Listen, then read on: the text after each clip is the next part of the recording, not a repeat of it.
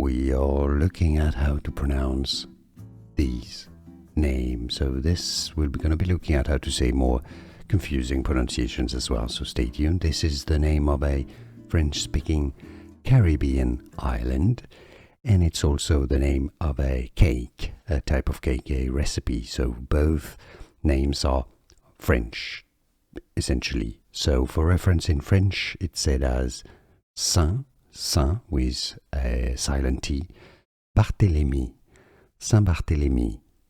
In English, Saint Barthelemy, Saint Barthelemy, Saint Barthelemy, or Saint Barthelemy. And now you know. More videos for you here to learn more correct pronunciations. See you there. Thanks for watching.